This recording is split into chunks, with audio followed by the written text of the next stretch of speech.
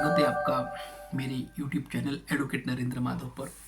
Guys, पिछले part में हमने लिव इन रिलेशनशिप के बारे में बात की है कि जुडिशियल रिकॉग्नाइजेशन क्या होता है, लिव इन रिलेशनशिप के बारे में कि क्या संवैधानिक दायरा सुनिश्चित किया गया है, और साथ ही साथ माननीय सर्वोच्च न्यायालय ने जो सोशल मोरालिटी है वो कॉन्स्टिट्यूशनल मोरालिटी को ओवरराइड नहीं कर सकती है, ये भी देखा है।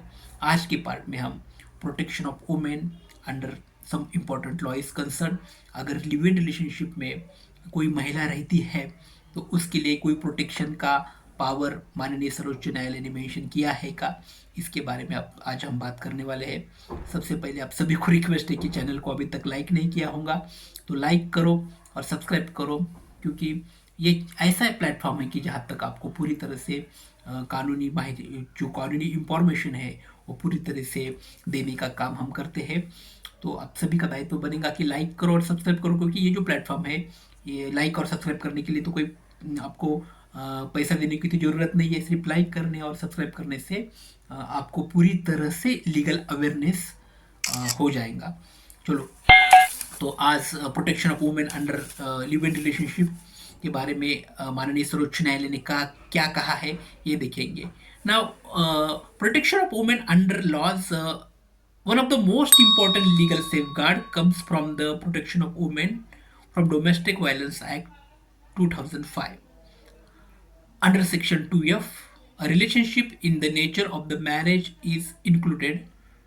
To qualify, the relationship must show long-term cohabitation, shared household, emotional and financial independency, public perception similar to marriage.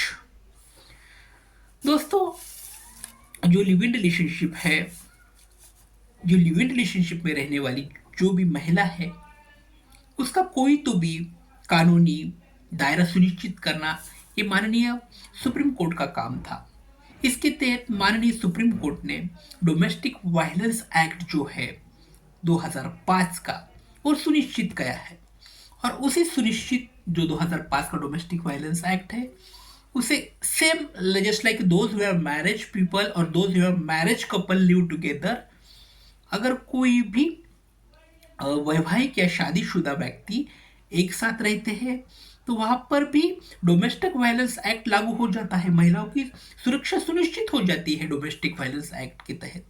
वही सेम प्रावधान भी यहाँ पर माननीय सर्वोच्च न्यायालय ने मेंशन किया गया है। लेकिन इसके लिव इन रिलेशनशिप में भी डोमेस्टिक वायलेंस एक्ट 2005 का जो सेक्शन है, सेक्शन 2F, वो बहुत ज़्यादा इम्पोर्टेंट है। सेक्शन 2F जो है, इसके तहत लिव इन रिलेशनशिप या फिर any relation marital relationship in nature of the marriage is included, अगर लिव इन रिलेशनशिप का जो भी नेचर है वो मैरिज के जैसे ही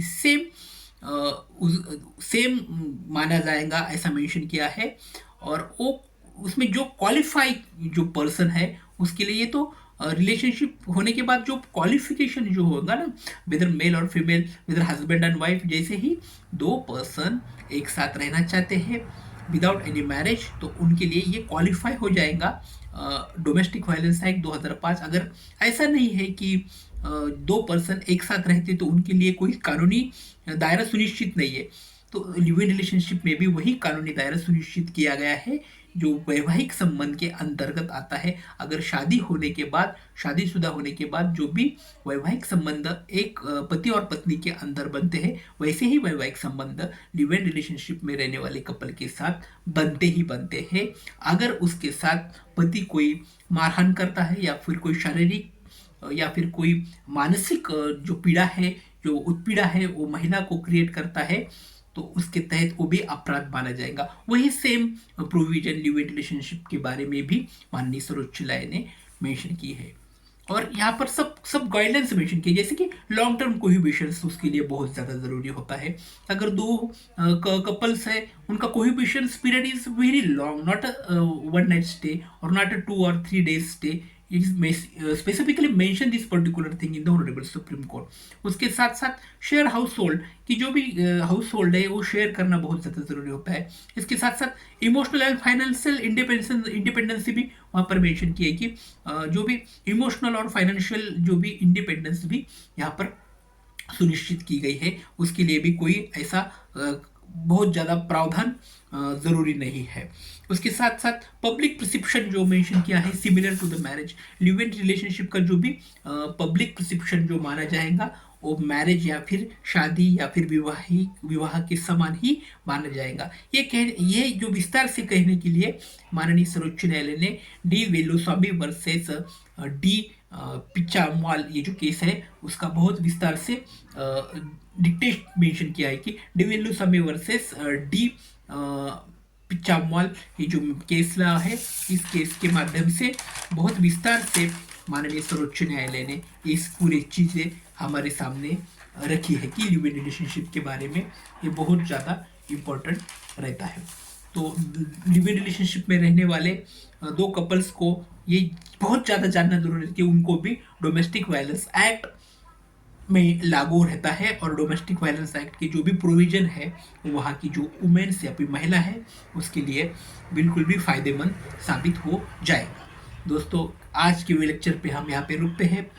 आपको वीडियो अच्छा लगता होगा तो लाइक करो, सब्सक्राइब करो। Thanks for watching, thank you so much.